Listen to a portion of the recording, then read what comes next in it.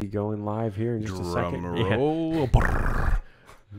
Going live on YouTube if it wants to cooperate here. What's up, Sherry? Didn't think you were going to be tuning in this fast. I know you had some prior obligations, so good to see you. All right. All right, we are live on all platforms, my friend. What's up, YouTube, Twitter, Facebook? Fred Scott getting ready for episode 69. Make sure you guys chime in with any questions, comments that you may have. We got a long show in store for you. A lot of things to cover, a lot of things to talk about this week. So what's going on, James? Appreciate you tuning in as always, brother. You ready, Scott? I'm ready. Let's go. All right.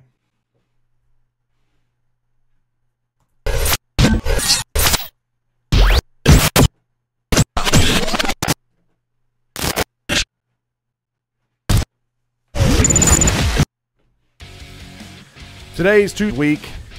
The Terps do work versus Illinois, and the Sox are champs. Stay tuned.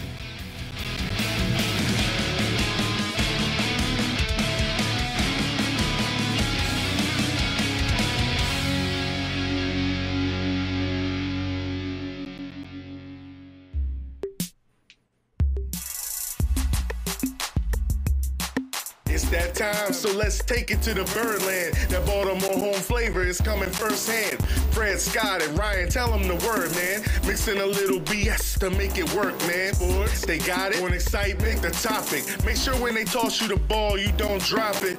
With all that swag, you're gonna listen regardless. Here comes the pitch, so it's time to get it started. It's Birdland BS. What's up, BSers? What is up? Fred and Scott. Tuesday, October 30th. It's episode 69. You said 69. I did. We're calling this one Ravens Get Clawed. Appropriate as the Panthers had their way with the Ravens this week.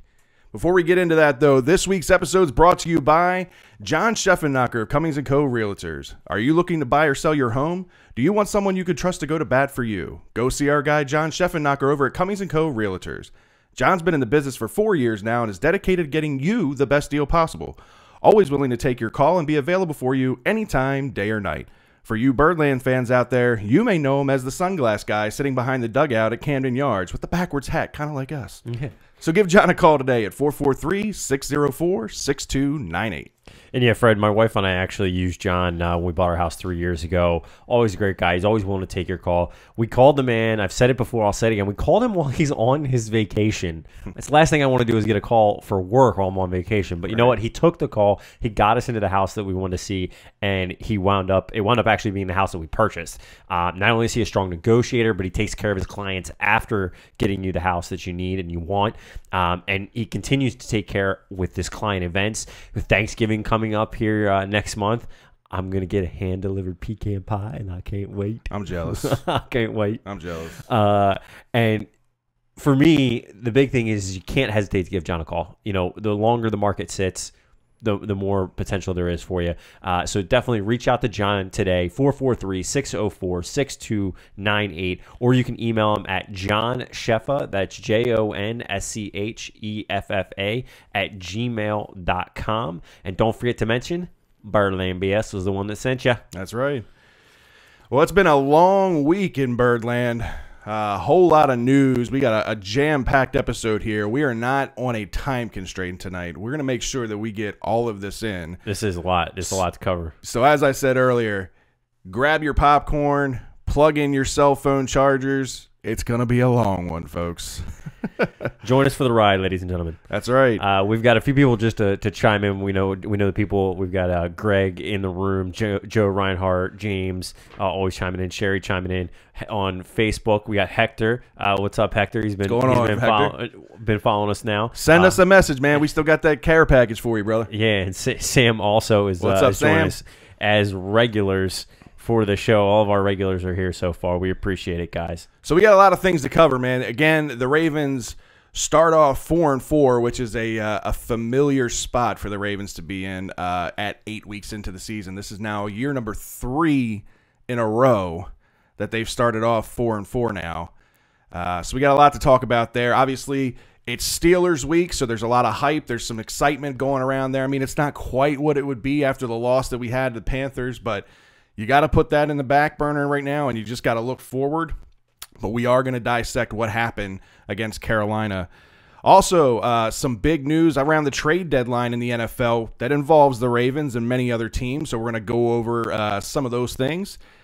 The Terps had their press conference today with the investigation and everything kind of coming to a conclusion. So we're going to dive into that and give you some of our opinions on that. And we're going to wrap up the MLB season as the Red Sox are crowned World Series champions. And a familiar face. A familiar face wins the MVP for the World Series. So we got a lot to cover. First and foremost, let's get into this, the negative side of it. The Ravens' loss in Carolina. It was ugly. There wasn't anything pretty about this game. We talked kind of going into this game. You know, we had to limit Cam with his feet. You know, that's always what you want to do with a mobile quarterback. We talk about it anytime we go up against a mobile quarterback, keeping him contained, having somebody spy on him. And he's not a guy that a lot of people can tackle solo, you know, especially the smaller corners and, you know, some of the smaller linebackers in the league. That's somebody that, you know, counts for one or two people to bring him down sometimes.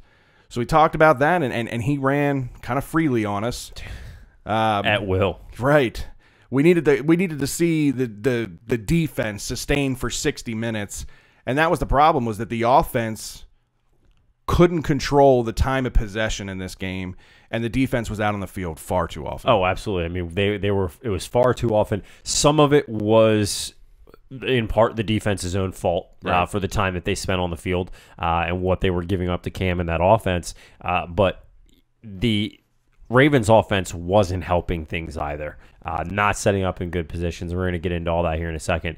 But it just overall, it was a team loss. The team was out-coached, out-schemed in every possible way. This is another example of why I think John Harbaugh is not the answer at head coach for this team and hasn't been. Really, he's on borrowed time in a lot of ways, in my opinion. Yeah, he had some comments today during the press conference. I just didn't like them. Yeah, and we talked to the team about all that. I mean, you know, we're 4-4 in a 500 league. We're a game out of first place, and we got our season in front of us. I mean, we'd all love to have a better record than we do right now. We probably should have a better record, but the record is what it is. So that's our starting point. That's what we fight from. The bottom line is the process and where we're at and where we need to go as a football team. So you study the tape. There's lots of things to get better at, but it's not as bad as it felt, you know, after the game. So you draw from that. The guys played super hard. They played very hard. We just didn't play well all the time, and I think the Panthers made a lot of really good plays. I mean, there were some throws and some catches that were just great plays in critical situations. There was a lot of things. I mean, you get a ball bounces up in the air and it ends up being a touchdown instead of an interception. I mean, that's the type of stuff that turns games. But we made our share of mistakes. You know, you can't leave a guy unblocked and run into the backfield early in the game when you have a chance for a good play, and those end up being devastating plays. You know, so those are the mistakes that we've got to clean up. There's multiple statements there that piss me off. I'll let you take the runs with this because I've got a few things to say about this as well. For me, the statement, it is what it is. I hate that statement. I've always hated that statement, no matter what it is. NFL, MLB, NBA, it is what it is should never be an accepted statement from a head coach. Completely agree. On the other side of that interview, towards the end, you heard him make the statement that, oh, well, we just, you know, they were really the Panthers were not that good, John. You made mistakes, and you when you first came out after the game, you said, oh, I put it all on me, da-da-da. And I forget who it was. It was somebody on 105.7, I believe. They came out and they said, you know, if you listen to all of Harbaugh's speeches after major losses like that, they all sound the exact same. Oh, yeah. And I went back and I looked. They do. They all sound the same. He makes that exact statement every single time. I put that on me. Here's the thing. For him to say that it's not as bad as the loss felt, what the hell are you talking about? Your team is 4-4. You are mediocre at best right now. Yeah, absolutely. Somebody needs to light a fire under this guy's ass and have him pissed off, have him angry. Like this whole, well, it's going to be okay, you know, it's not as bad as it felt. Are you kidding me? Have you not looked at the schedule moving forward? I know you're only supposed to focus on week to week and take each game as it is. But if you look at the remaining portion of this schedule, this team will be lucky. And I mean lucky if they finish at 9-7 right now. Yeah. Looking more like 8-8's more of a reality. Absolutely. I mean, this is going to be the next 2 games. You have to win against Steelers, and you have to win against Cincy. Absolutely. But here's what there's no guarantees with that, though. Yeah, no. Here's what my fear is. This defense has been the number 1 defense in the league going into this game, and we've heard it. Everybody continues to say, "Oh, they're still up there as a top defense." But here's the problem. Cam Newton and the Panthers gave the rest of the league the playbook to beat the Ravens, and I'll tell you what it is. It's real easy. It's real simple on defense. On defense, you just have to get them on their heels, and you throw the ball over the middle. C.J. Mosley can't cover anybody. C.J. Mosley has been doing horrible in coverage over the past several weeks. It's been pissing both of us off. We both have talked about this on countless occasions, and he got lit up. He looked like he had no clue what play was being called on the defense, what coverage he was supposed to be in. He was just standing there. He gets guys getting beat behind him. He gets guys in front of him that he's getting beat on, and then they're getting 4 and 5 and 6 yard gains after the catch. Yeah. You can't have that out of your middle linebacker. He needs to be able to do it. You and I wanted to see Kenny Young step up in this game. Yeah. But they didn't. I felt like they didn't give him a chance with the play calls because they had him with his speed doing a lot more of the rushing and playing at the line and having. There was no adjustments during this game. Not at all. Not at all. Not at all. And you know, we talk about, you had just mentioned it, about how this defense is ranked number 1 in the league. And they are. Like I said this before a couple weeks ago, and I kind of preferenced it this way for a reason. Statistically, they are number 1. But are they really the best defense in the NFL? I don't think so. And our buddy Logan Levy put out a good statistic and a good tweet the other day, and I thought it was really telling. Against the Ravens this year, Dalton, Breeze, Newton, and Roethlisberger, the 4 best quarterbacks we've gone against, they've had 970 yards, 9 touchdowns, 1 rushing touchdown, and 1 interception. The rest, Mariota, Mayfield, Keenum, Allen, Peterman, that mix, 749 yards, 1 touchdown, 4 interceptions. It's time to stop just blaming the offense. There is definitely some mediocrity going on the defensive side of the football. Those are huge tipping ends of the scale differences in those 4 games.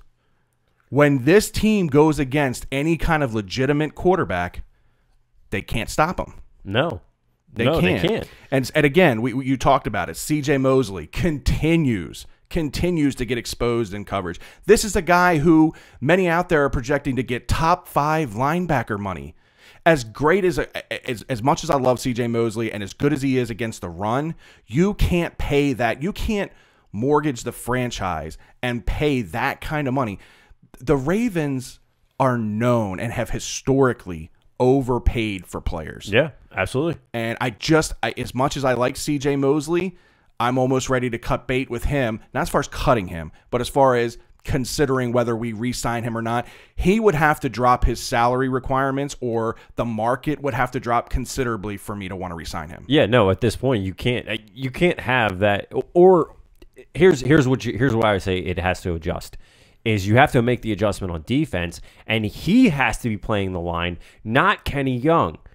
But there were a few plays where he was up on the line, and he still wasn't able to get the guy coming out of the hole. Right. You know, so it's been a consistent thing with C.J. Mosley. We're seeing it get worse and worse, and it's because you're giving them the blueprint to how to beat C.J. Mosley. And right now, the middle of the field is all everybody's going to do. I mean, Big Ben, what do you think he's going to do? Yeah. He's gonna go up. He's going to torch us. He tried to go out. He tried last time we played them. He tried to stick more towards the sidelines most of the game. Right. But where did he have his biggest success. I forget the tight end's name. Vance McDonald. McDonald. He had his most success with McDonald across the middle against C.J. Mosley. Olsen lit up C.J. Mosley for the intermediate routes all game long. It was crazy ridiculous on how much it was there.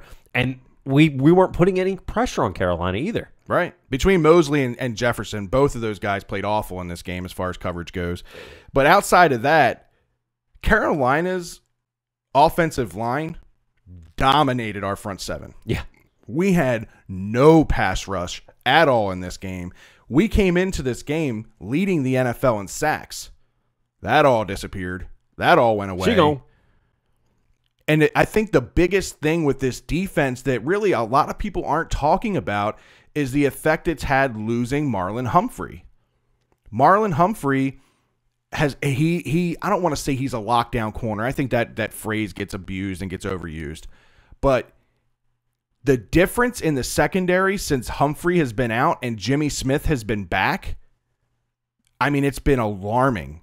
Jimmy Smith is not the Jimmy Smith that we paid him to be. Yeah, no, absolutely not. And we, for a couple weeks there, I kind of brushed it off as, he's getting back into game shape and, he'll get up to speed and he'll be all right.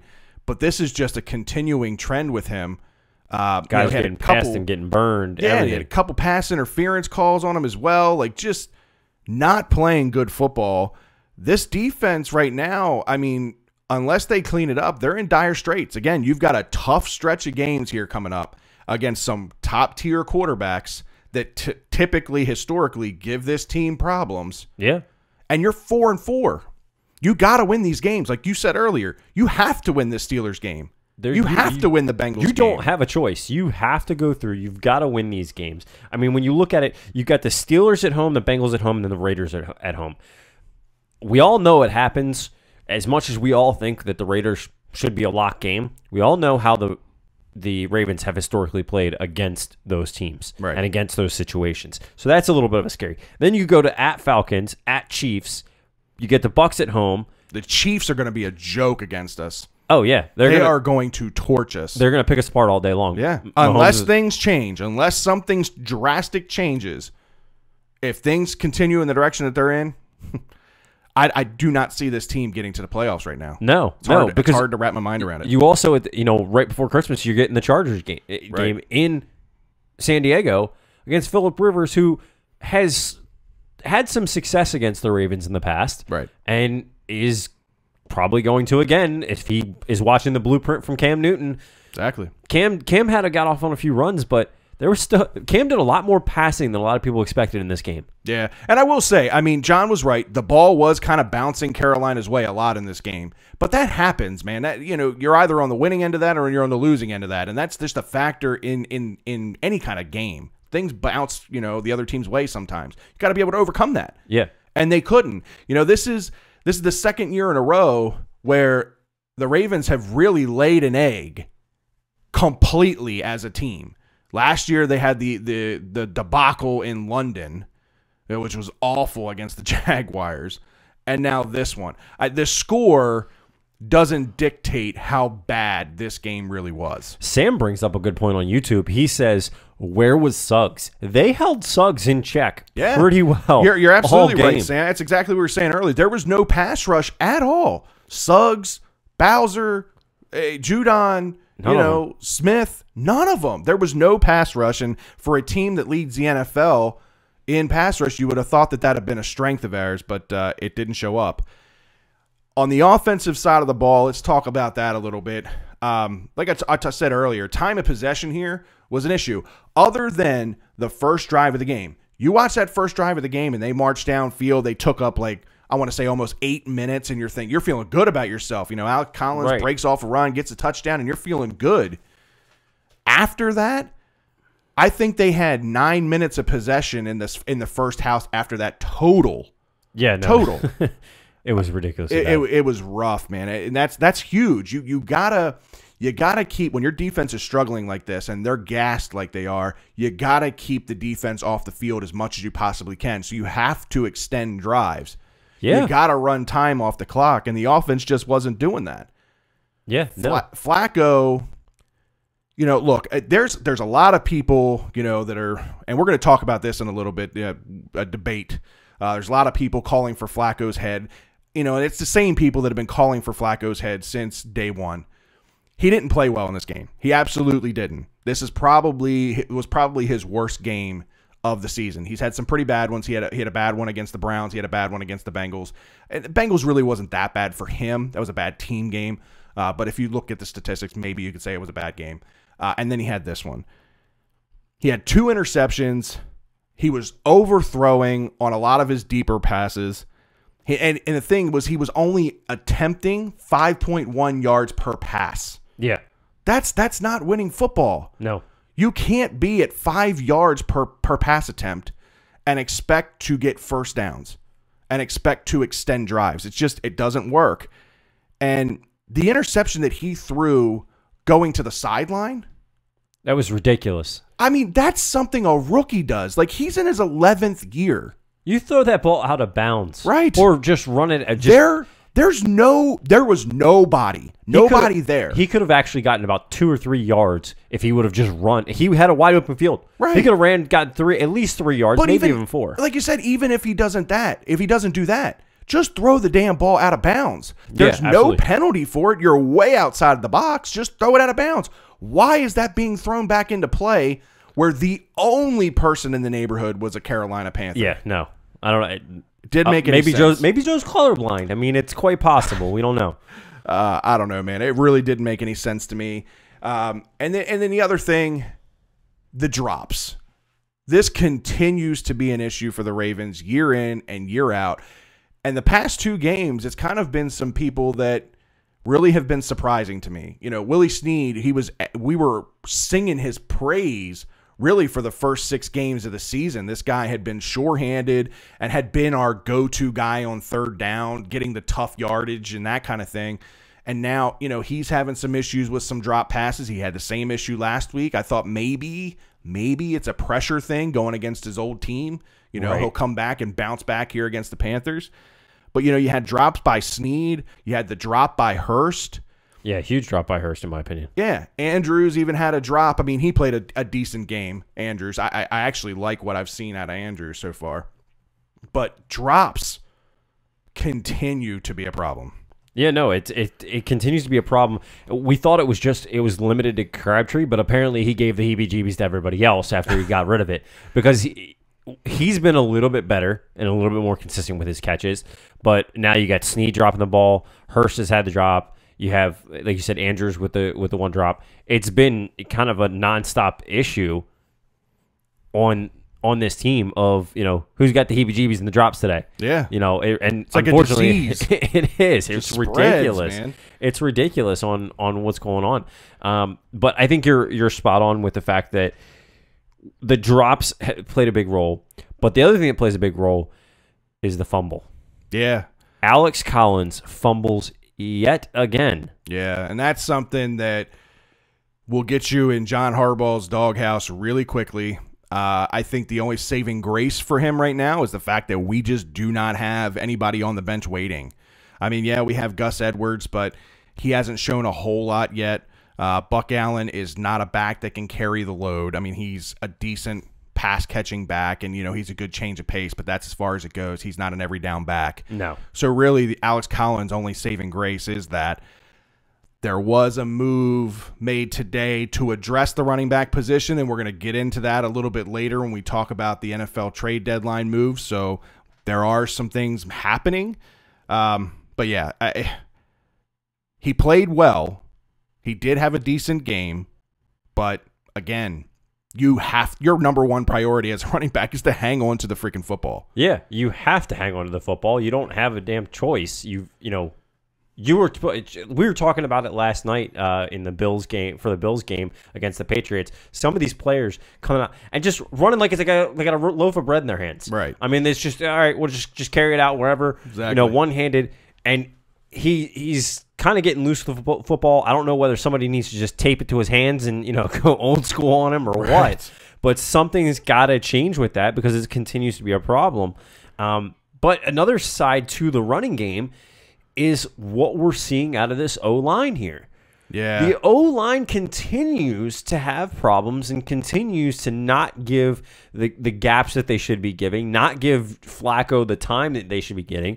You had Stanley who gets injured in this game. Yeah, I think my heart skipped a beat when that happened. Both of us did. I'm pretty sure I texted like 5 people and said, yep, that's it. That's a wrap on the season. Like, no doubt. If we lose Stanley, you lose your left tackle, done. I mean, they just don't have anybody that could come in and play. I mean, Illuminor in the series that he played, didn't get beat too bad. So, I mean, yes, but you can't rely on him every game. No. That's not the answer there. But, yeah, in this game, I mean, it was the interior of the offensive line that struggled. Skura and Grasu both had trouble holding their blocks. Grasu made a few mental errors where he didn't pull when he was supposed to pull and just things that – again, you kind of take for granted when you have a decent offensive line. That was the area that I wanted to see the Ravens addressed first and foremost through this trade deadline, and they didn't. Didn't do it at all. No. It's sad that they didn't, unfortunately. But it continues to be an issue that I don't think is going to get fixed this year at all. We continue to see limited use, in my opinion, of Zeus Jr. Yeah. And that, look at how well the guy played in preseason. I don't understand. I don't care if he isn't getting the playbook. I really don't. He showed the ability to play football. Mm-hmm. If what it takes is in the huddle, Joe says, hey, well, he played the majority of the game, if not all the game, against the Panthers. I mean, he did pretty good. Yeah, no, but what I'm saying is we're not seeing. Trying to put it where I can kind of make it make sense. To me, in my eyes, he's still out of position. Okay. I think you've got to move him over to the other side. Over to left tackle? Yes. Was Stanley there? Stanley's our left tackle. I understand that, but what they talked about originally was having him play left tackle. Nah, that was never the plan. Stanley is the left tackle on this team. There's no getting around that. There's no debating that. What they were talking about doing was they were talking about when Hurst was healthy, moving Hurst to left guard. That's what I'm thinking of. Then having Orlando Brown play right tackle. Which so I misunderstood. I misquoted myself. Nah, you're good. That's honestly when Hurst comes back and he's fully healthy, that is definitely our best offensive line, in my opinion. Even if Alex Lewis is back and healthy, I think Hurst is a better left guard, right, than Alex Lewis is, and I think Alex Lewis should move to center. And because I do not like Skura. Yeah, no, both of us said that before. I think Skura is a good situational when he needs to come in and kind of sub for a guy because he is versatile. He can play he can play both guard positions and he can play the center position. So you do have some versatility with him, but he's not a starter by any means. So there's some things that need to happen there on the offensive line. And again, like I said, that's a position I would have liked to seen them make a move here before the deadline, but they didn't. But anyway, then there's the one that everybody's going to start calling for real soon here. Yeah, it's already happening. Yeah. Lamar had a big 17-yard run. Mm-hmm. But in my opinion, I don't care what anybody says. I'm sorry, Sam. I know you're a big Lamar fan.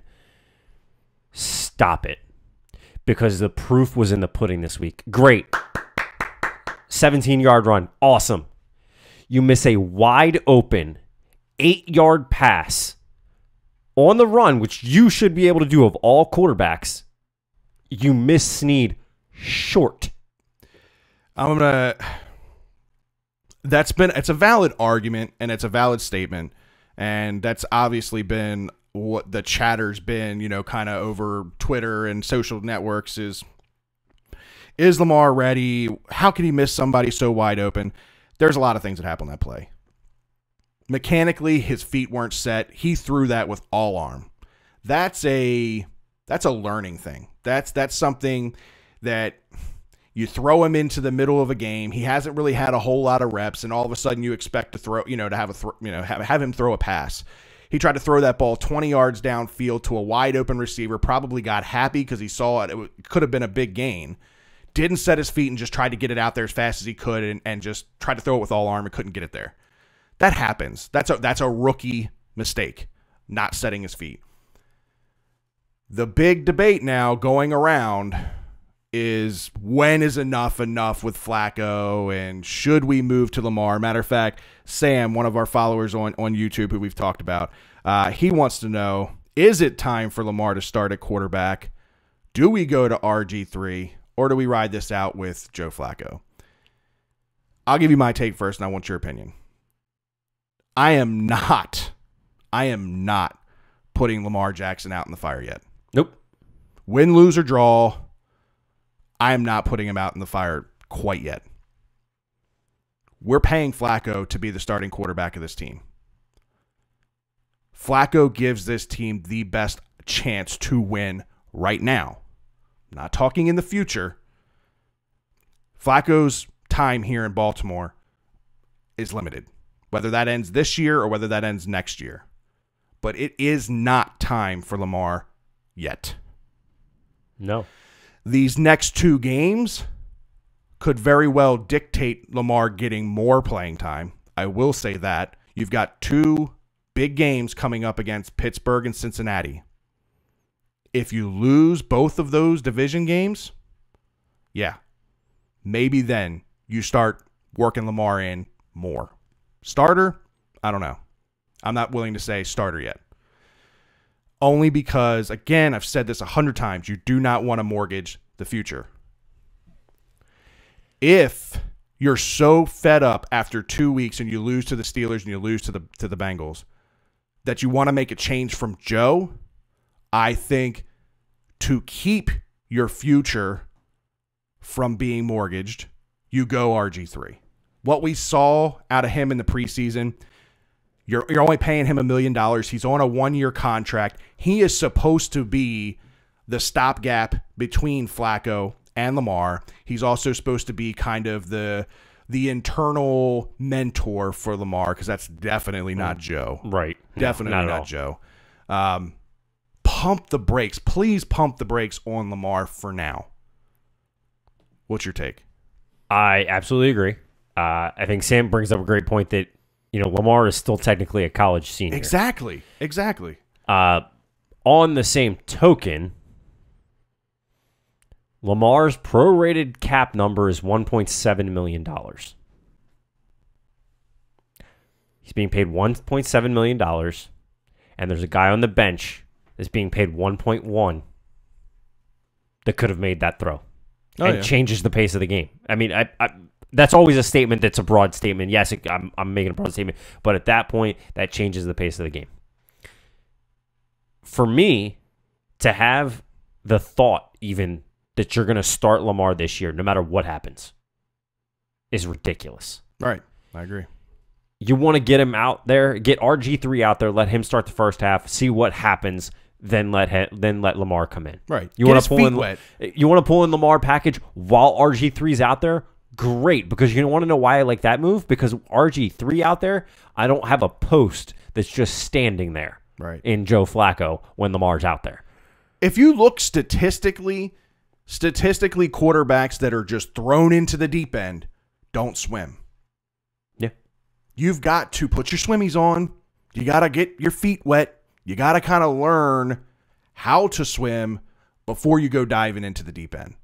And I just do not want to see them do that with Lamar.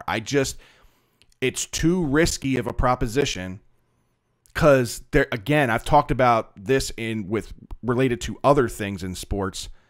The mental side of sports are huge. And this kid is a kid. He's still, just as Sam said, he's basically a college senior. He's still young, maturity-wise, mentally. You get him in there and he starts getting beat up or starts throwing interceptions, things that he's never done in his career. He's always been successful everywhere he's gone. He's been super successful in college. He obviously won the Heisman Trophy. He was super successful in high school. He's never really dealt with failure. And some guys will flop big time when they hit failure. Exactly. You've got to be mentally strong to be able to deal with that. Now, I'm not trying to compare Lamar to Aaron Rodgers, But I honestly believe Aaron Rodgers is not the quarterback he is if he doesn't sit those few years behind Favre. Absolutely. If he comes in, Favre gets hurt, and they have to thrust Aaron Rodgers out there, he does not become the quarterback that he is right now. He learned from one of the best, and he became more knowledgeable of the game. And the difference from high school and college to NFL, it's large. Yeah, it is. It's a totally different game. Yes, the rules are similar, but it's a different game going from college football to the NFL. And here's a prime example was the scores. Look at the scores. Exactly. In college football, scores always add up to 100 or more. Great. Almost always. So it definitely plays a huge role. But back to kind of answer your question. For me, Lamar is not ready. He's got a lot of learning to do. I don't want to at this point, I'm not going to say we're leveraging our future because I'm still not sold. I originally was kind of like, yeah, they're looking for the quarterback of the future. Okay, this guy's got a lot of a different style of play. We could see that. But now the way that they're using him and the times that I've seen him actually play, I don't know that he's the quarterback of the future. I can't say that yet. I'm going to need to see more of him, but I also don't want to see him out there when he can't make, in my opinion, simple throws in the NFL. Right. I understand he was on the move. I understand he didn't have his feet set. He didn't even think he was going to throw that ball when he ran out. Right. That's why his feet weren't set. He wasn't thinking in his head. He didn't realize that he wasn't going to be able to get to the edge when he started running. Mm-hmm. He waited until he had two linebackers and a safety in front of him, and then he sees Snead open. Eyes down the field all the time. You need to recognize that as a quarterback, whether you're in college or whether you're in the NFL. College quarterbacks, that's what they should always be taught. I know it's not always taught, but that's what they should be taught, in that your eyes are always downfield. Yep. Always looking for that target because you never know when it can happen. I agree. So he clearly showed to me that the immaturity level, he needs to sit behind somebody. And, in my opinion, look, he's sitting behind Joe, but you know what I think needs to happen? If Joe craps the bed the next 2 games, fine. Don't bring Lamar out.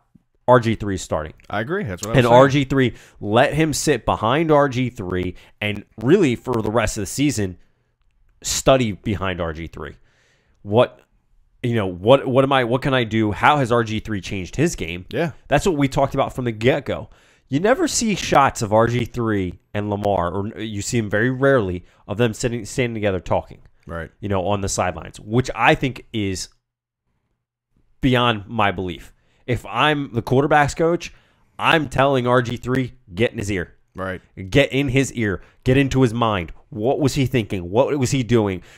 Not in a attack type mode, but hey, I want to help you be knowledgeable. Hey, next time, okay, that's what you were thinking.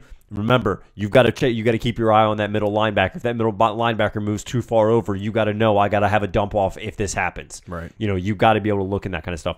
And you're not seeing that. I don't know if that's part of the coaching staff.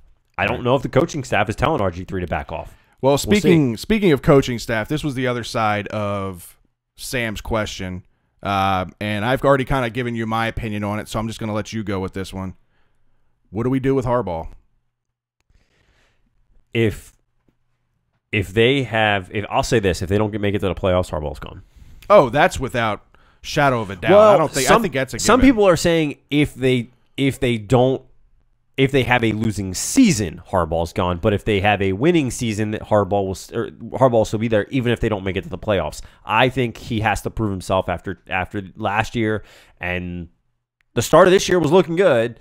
Now we're kind of falling off here in the middle. We need to see what happens and how he recovers, but that's the only way, in my opinion, that he sticks around with this team. Let me ask you a question then. Ravens lose the next 2 games. We're at 4-6. Basically, the playoffs are over at that point, unless you go on a run that you're not going to do. Right. Do the Ravens pull a Browns and fire Harbaugh mid-season? What's your opinion? Who are you going to have replace him? Well, I mean, you're gonna have Marty step up, whose play calling has been questionable. It's not so much that. I mean, you could have Wink step up and be the interim head coach for the remaining portion of the year. He needs to make sure that defense is online first. I get that, but here's the thing: at 4-6, you're not fighting for each win after that. At that point, your season is basically a wrap. If you're the owner, there needs to be a culture change. There needs to be something drastic that happens with this team. Somebody needs to get in somebody's ass. Yeah. And if Harbaugh's not going to do it, and they lose these next 2 games, and we're sitting at 4-6, Bisciotti needs to come in and intervene. He needs to go to Ozzie and say, hey, this guy's got to go. Well, it's not Ozzie anymore. Well, yeah, it is for the remaining portion of this year. Well, whoever. Ozzie, Eric, both of them, whatever. DeCosta's calling the shots. At this Whatever point, it may opinion. be. Go to DeCosta, whoever. You need to, as the owner, say, hey, I've given this guy too much leash, and there needs to be something drastic that happens. I'm not saying that the Ravens are going to lose 2 more games, and I'm not trying to be Debbie Downer here, and I'm not trying to be like depressing about this team, but really just be a realist. This team is not playing good football right now. Eric Weddle talks about, this ain't the same Ravens. This ain't the same Ravens. We're 4-4. It's the same damn Ravens it's been for the past few years. Yeah. I mean, look, I can see it. I don't love it. I know that there's some people chiming in on Twitter saying that that was an amateur question. I disagree with who the person that's saying that. The fact that it is a question. If they are 6-4, this is now a losing season. It was stated by Steve Bisciotti that John Harbaugh is basically on the hot seat this year. You know, that was what was stated. So if you understand and know that what's going on with the Ravens, you would understand and know that is a potential. That is a question. I do think it comes down to, is it a winning season versus playoffs for the ultimate question? Do I think he should be fired mid-season? Absolutely. Do I think the Ravens will do it? Not necessarily. And I think it'll come down to the loyalty of Bisciotti. While he is a money man first, he's also very loyal to his guys. Always has been, always will be. And I think that's been a detriment to this team. I think that's why Harbaugh is still employed. He hasn't made the playoffs in 2 years, 3 years. It won the man a Super Bowl ring. That was 6 years ago. It also got the man several games at home for playoffs. Everybody wants to talk about the Super Bowl and all that stuff, and he brought us a Super. That was 6 years ago. 6 years in the NFL is a long time. That was 6 years ago. I'm just fed up with it at this point. Like I really am. I'm tired of all the BS answers that he gives the media and all the just kind of brushing things off. We played it. You heard it. Yeah, as if things aren't going bad. That this is all a facade, and we're gonna be okay. And the division's a 500 or the league's a 500 league. This isn't a 500 league. What the hell kind of statement is that? Yeah, I'm fed up, and I've held it in for a while because I try to look at both sides of things with this, and I try to be as optimistic as I possibly can, but I'm also a realist, and I'm frustrated. Yeah, no, absolutely. I mean, it's somebody chimed in and said DB says that we're 4-2. We were 4-2 and tied for first, and 2 losses later, we have to think about getting rid of the head coach. If you understand the way that the D-bag, hang on a second. 2 weeks ago we were 4-2. You're absolutely right. We're 4-4 now. We're 4-4, and we're not playing good against any good football teams. Right. If you expect this team at 4-4 to make the playoffs when you can't beat good football teams, all you can do is beat up on bad football teams. You don't know football. And what I got to earlier as well was, you have to look at our schedule. We have the Steelers who played us, we played well against them, but they may have gotten the book on us. The Bengals who killed us in the second game of the season. Yeah, the second game of the season. Then you have the Falcons who have been doing okay. The Chiefs who are going to run all over us all day long with Hunt, and then Patrick Mahomes is going to be throwing it all day. Right. The Buccaneers can be a questionable game. The Chargers can be a questionable game. And look what happened the last time we faced the Browns. Yeah, we're at home this time. I know that there's a fire sale on the Browns, but at the same time, you never know what's going to happen. This is a 16-game season. This isn't an MLB 162 game season. This isn't an NBA season. It isn't an NHL. You have 16 games to make or break the playoffs. So yeah, 4-4. I agree with you. Look at the schedule. You have to look at the schedule. The schedule tells you what may be coming, and it's a tough schedule. If you don't think the rest of the season's a tough schedule, I agree.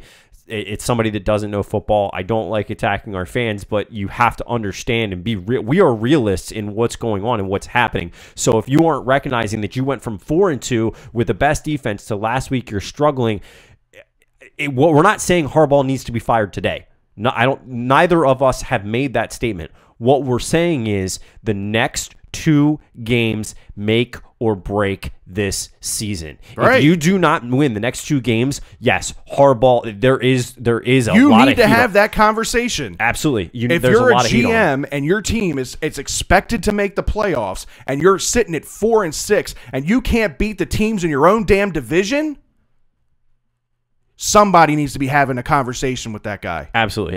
You have to do it. Everybody is chiming in, agreeing, with what you're saying. We have really one or two people that are really kind of going off. I appreciate some of you guys that are chiming in on that. But I absolutely agree. I agree with you. It's what we're talking about again is in 2 weeks. If you are 6-4, that conversation needs to be had. You have to prepare for that conversation now because the 2 teams you're going up against are the 2 teams that could make or break your even chances of getting into the playoffs. Because these are 2 division games. These are 2 division games that are huge for us. And if we don't win both of them, you have to win both. If you don't win both of them, it is looking at best as a 9-7 season, and in the playoffs this year, 9-7 is not going to get you in. I'm sorry. If you think 9-7 is going to get you in this season, and the way that some of these teams have been playing, I would go back and I would disagree. If you look at the tapes, go look at the tapes, go look at the way these teams are playing, and that's what's happening. So that's just my thing is here. I'm just trying to play both sides of the fence here. At 4-4. You absolutely have to win these next 2 division games if you want a shot at the playoffs. You have to. Absolutely. Right? And if we do win those games, it's not, everything's great in Ravenland and everything's good in Ravenland. You won the games that you had to win. But if you lose these 2 games and you've lost both games to the Bengals, you've lost your 1 game to the Browns. Yes, you beat the Steelers, but you're sitting at 4-6 on the year. You got to have that conversation. Yeah, and look, I'm not trying to be negative Nancy here. If you listen to the show, D-bag, you are a D-bag. You obviously don't listen to the show, because if you listen to the show, you would know I'm not an overreactor. I'm fed up now. Fed up now. This was a frustrating loss. This was, again, a team that was out-coached, out-schemed. They were not prepared. They didn't make the adjustments that they need to make. They should have won this. They could have won this football game, but they were outcoached. Yeah, absolutely. Plain and simple, they were outcoached. Yeah. So let's move on to the Steelers. Steelers week. Now that we got that one under our belt, Steelers week is here. Steaming. It is upon us. And the thing with the Steelers is we've got three keys to this game. The big one is that we really need to ramp up the pressure on Big Ben. We can't have the limited pressure that we had on Cam in this situation because Big Ben is Big Ben. You can never, just like Aaron Rodgers, just like Tom Brady. I'm not saying he's an Aaron Rodgers or Tom Brady, so don't get me wrong. Don't mince up my words here. What I'm saying is that Big Ben can make plays when they're needed most. Yeah. I mean, this is a dynamic offense. James Conner came in as the replacement going into this year for Le'Veon Bell just to kind of bide time until Le'Veon Bell decided to show up to camp. But he's having a hell of a year. Statistically, he's one of the best. He's definitely top 3 running backs statistically in the NFL right now. You add him to all the weapons that they have at wide receiver. Really, in my opinion, the Steelers have 2 number 1s in Antonio Brown and Juju Smith-Schuster. Yeah. They have 2 number 1s. They've got a young guy, James Washington, who's a young and upcoming. wide receiver, guy that I was high on in the draft. I would have liked to have seen the Ravens going after him. They've got a good young tight end in Vance McDonald, who him and Roethlisberger here are starting to get on the same page. Roethlisberger has been playing better as of late, and these games are always tight. So this is definitely not a walk in the park by any means. No. But again, it's an absolute must win. And the other big thing here, we've got to save the defense. The offense has to stay on the field as long as possible. Extend these. You've got to increase your time of possession. It's one of those things that if you can't get it done, you're going to get the defense tired. And when this defense gets on their heels, gets tired, it starts becoming a tough game. We've seen that on the regular. With the Saints game, again with the Panthers. We saw it both times. When they are tired, when they're caught off guard, it hurts them, and it hurts them hard and fast. Absolutely. And that is the biggest thing that you have to do. You've got to make sure that pressure is there. And offensively, as an offense, not only do you have to kind of extend drives, but you need to be attacking this defense more through the air. They are pretty solid against the run. Their secondary is suspect. Joe, has got to work the middles, got to get his tight ends more involved in the game. Obviously they do involve the running backs out of the passing attack. That's pretty good with Buck Allen, and now they've got a new weapon in Ty Montgomery coming. We'll talk about that in a minute. They've got to throw the ball in this game. This is one of those games where if Flacco's throwing 35 to 40 times, I'm okay with it because their secondary is suspect. That is where they've been torched all year defensively. Flacco tends to play better at home, especially during Steelers week. Right, and it's against the Steelers. So this is a very big game. It's a game I'm nervous about, but a game that we absolutely must have. Absolutely. And somebody did chime in and ask, where would 10, honest question from Papa Graham says, would 10-6 be enough for the playoffs? Oh, yeah. But 10-6, yes. 9-7, no. 10-6 will get you a wild card in this year. Well, it could even get you the division right now with the way the division's kind of shaking out. 10-6 absolutely would get you in the playoffs, but when I look at the schedule, and you look at the remaining teams on the schedule, I know we've gone down this number of times already, but you got the Steelers, the Bengals, the Raiders, the Falcons, the Chiefs, the Buccaneers, the Chargers, and the Browns. There's a lot of teams in there. I just don't see them with 4 wins winning 6 more games out of those. Yeah, and I just can't. Justin actually brings up a good point on Facebook. He says we're 4-6 with a 1-4 divisional record. When you're not winning in your division, it's real hard to get in the playoffs. Period. Right. Real hard. So when everybody else is beating up on you and it comes down to a tie, which it quite potentially in this season could, we're going to lose. Right. We have the worst record divisionally. Even right now, the Browns are one up on us with the tie. Right.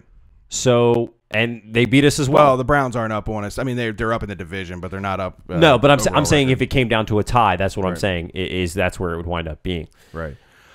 All right, well, look, let's move on. Let's get into some predictions here. Last week wasn't the greatest of weeks for me. I was coming into last week at 20-2 with my predictions on the year.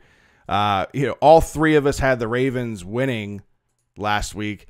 Unfortunately, we all know how that ended. The Ravens did not win against the Panthers as they lost 36-21. All 3 of us were in on the Texans, so we all got that one on Thursday night. Texans mollywopped the Dolphins. Wasn't even close. Saints and Vikings, I expected this game to be pretty close. I gave the edge to the Vikings because they were at home, but Drew Brees proved to be Drew Brees and the Saints, man. They win this game 30-20 on Sunday Night Football. You and Ryan had that right. I had the Vikings winning that one. Monday Night Football, this was a pretty much no-brainer. We all went with the Patriots against the Bills. Although we did the Monday night stream, that was a close game up through about 3.5 quarters. Yeah. Before the Patriots finally took over, there was a pick 6 in there, and Bills end up losing that game 26-6. It was a lot closer than we thought it was going to be. It was 12-6 for a while there. It was one possession game for a very long time. They held the Patriots without a touchdown for quite a while. And that for Tom Brady and that offense, it's a big thing. But I do know that somebody had pointed out earlier that we had, when you watch the tape of that game, you'll see that Tom Brady, when the teams go in for the half, Tom Brady was actually still sitting on the bench, looking at the surface and looking at that game footage. Yep. That's why Tom Brady is Tom Brady. Absolutely. That's always kind of been one of my knocks on Flacco, is that, you know, he doesn't seem to get involved in that kind of stuff on the sidelines. Although lately he's been a little bit more involved with, especially since they've brought out these Surface tablets and all that stuff. He seems to sit on the bench with those. But that was one of the knocks on him for many years. But let's get into this week's games. So we'll start with the Ravens game. Obviously, again, Ravens at home taking on the Steelers. Ravens at 4-4, Steelers at 4-2-1, leading the AFC North right now. Scott, what do you see, and how do you have this game going?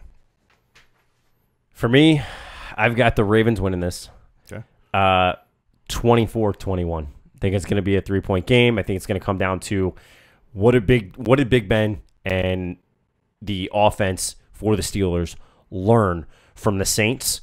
What did they learn from the Panthers, and how did they apply it? Right. If they can take the things that they learned in both of those games and apply that, then that'll be the thing. Is you've got to then say, okay, if they apply it, this is going to be too tight of a game, too tight for comfort.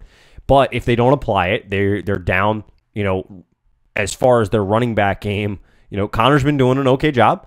Started off real hot, is kind of leveled out a little bit. Does Le'Veon Bell come back? I don't think so for this week. No, it's not looking like it. No. But at the same time, it's something that I think Bell, with the trade deadline gone, he's either coming back this week or next week. You can't get traded now. Right. So at this point, you need to understand, you want to play football this year, you want to get paid, you got to deal with the Steelers. It's your choice. You got to show up. You got to do it. Right. Now, if what the Steelers do, if he comes on, how does he play? He's going to be playing for a contract next year. That's what he's going to be doing. So we'll have to really see ultimately what happens. But I do have this close game, 24-21. Ryan's got this with the Steelers winning 24-14. Ryan doesn't see the Ravens playing very well, bouncing back from this loss to the Panthers at home. On the other hand, I am going with the Ravens on this, and I'm going with the Ravens because they have to win. And Joe Flacco does play his best football when the pressure is on, and the pressure is on.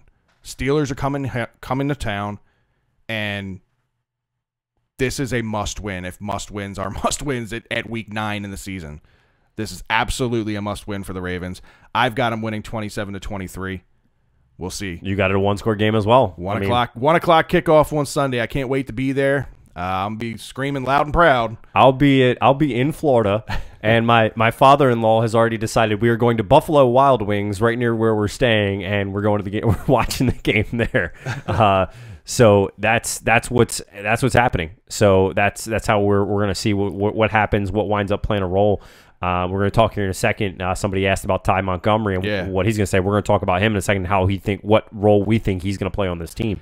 Thursday night, we got the Raiders at 1-6 going to San Fran to take on the 49ers at 1-7. This game is exciting. This is going to be the game of the year, guys. Game of the year. Ryan's got the Raiders winning this one 17-14. I'm taking the 49ers in this game 23-20. This is a battle of two bad football teams. The 49ers without Garoppolo they're garbage, to put it mildly. They're a bad football team. Yeah. Raiders, the wheels are falling off. John Gruden and co. are just fire sailing anybody that they could possibly get rid of. And they're getting rid of some of their key players and some of their best talent, and they're hoarding up draft picks. So I do like Derek Carr. Haven't given up on Derek Carr. I think Derek Carr can still be a good quarterback in this league, but he needs some help. He needs the right offense. He needs the right weapons. Absolutely. What do you got? I've got this game 49ers 17-12. I was really honestly torn about this game because I was torn of whether this was going to be a really low-scoring game where you see defense come in, or whether you were going to see a really just high-scoring game where the offenses were going to go to town on each other. Right. it's still a flip in the air. I've got it 17-12. If I were to give you a backup score, I'm going to say like A backup score? I'll give you a backup score. I'm going to say my backup score is 35-33. 49ers. Good Lord. That'll be. It's going to go one or two ways. I mean, I think we can see from our scores, it's not going to be the highest scoring game. But I do think sloppy football game. It's going to be sloppy, but it's going to be questionable whether it's going to be sloppy on defense or is it going to be sloppy on offense. That's going to be the question. How is it presented? How does it go? So we'll really have to see what happens there. In the primetime game of the week, Sunday Night Football, this is probably the best matchup of the 3 primetime games. You've got the Packers at 3-3-1 on the year, going into New England to take on the Patriots, coming off their win against Buffalo at 6-2 on the year. Ryan has the Packers winning this game 31-28 in a close 3-point game there. I also have it a 3-point game, but I have this going to Tom Brady and the Patriots 30-27. Tom Brady plays his best football when he's at home, and I think that this will be a good game for Brady, hopefully for the Patriots and hopefully for my fantasy football team. They get Sony Michel back because I think they missed him desperately last night. They did. You saw that. We saw that all night. We said it, during our live stream of the game, and it definitely was a big hurt for them and the Patriots. Right. For me, I've got this coming down to a 1-score game, but I've got the Packers winning on a last-minute Aaron Rodgers drive. He wants it back after what happened this week. He wants that win, and it's going to be a close game, but he's going to take it in the last 2 minutes. He's going to take it downfield and win the game for the Packers here. Score? With a score 28-21. 28-21. All right. Monday Night Football, which for you guys out there that are on YouTube and haven't already watched, we've been doing for the last past 2 weeks on Monday Night Football. We've been doing a live commentary stream of the Monday Night Football game. Scott's going to be in Florida this coming Monday, but we're going to do it. We're going to see if we can't figure out how to get to it. We're going to try to figure out a way through Skype and some other things to make that happen. So Monday Night Football, Titans at 3-4, go into Dallas to take on the Cowboys, also at 3-4. We're all on the same page here, I think. I think we're all taking the Cowboys. I have this as a 5-point game. I've got the Cowboys winning 22-17. It looks like we're all pretty much really close in our predictions on this game. I've got a 22-17. Ryan's got a 21-19. I got a 21-18. And you've got a 21-18. That's crazy how that came out. But, yeah, so there it is. That's our predictions for this night. But social media shout-out time. Social media. On Facebook, Justin, we see you. James, we see you. Donnie, hey man, good to see you in the chat there. Nikki, we see you as always. Sarah, good to see you. Let's see, who else do I have in here on Facebook? Joe Carluzzo, good to see you as well. Heather, haven't seen you in here before. Good to see you. Sherry, as always. Hope things are going okay. Joe, good to see you. Carrie's watching as well. Greg, good to see you. And that's all I've got on Facebook. On Twitter, I know we had Birdland Sports chime in. Vito Spumoni, who is actually also Joe Carlozzo. Engraven has chimed in. We've had quite a few people on Facebook, or I'm sorry, on YouTube chiming in. We've had our boy Sam. We've had Hector, who's been joining us. I know NFL Records turned in for a little bit. Papa Gramps. DB, who is now giving us some nice comments. We appreciate that. We appreciate the comments. If you guys disagree, we just ask that you guys. Hey man, I've got no problem. Just an FYI, while we're in the middle of this shout out, I have no problem not agreeing with something that you say. That's the whole point of this podcast. Is that this is just an opinion based podcast. I have my opinion. Scott has his opinions. You all have your opinions, and we appreciate each and every one of you giving us your opinions. I'm not here to call anyone out on anything. I'm not here for anyone to convince me some way other. I'm just giving you my insight and I'm giving my opinion. It's your choice whether you tune in to listen to us, D-Bag.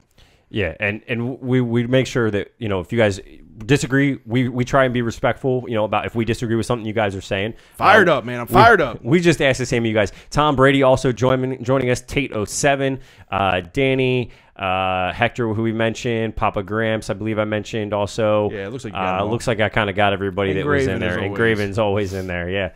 So we appreciate you guys tuning in each week. And Sam chimes in. He says he turned off his TV audio off to listen to us when we do those live streams. We appreciate that. We know we have people at work that they were actually depending on us to give the play-by-play there. We have fun while we're doing it. We had over 3,000 views on our stream last night. That's incredible. We had over 1,000 people that total watched a good portion of it. At least I think YouTube measures it in at least 5 or 10 minute increments when it's that long.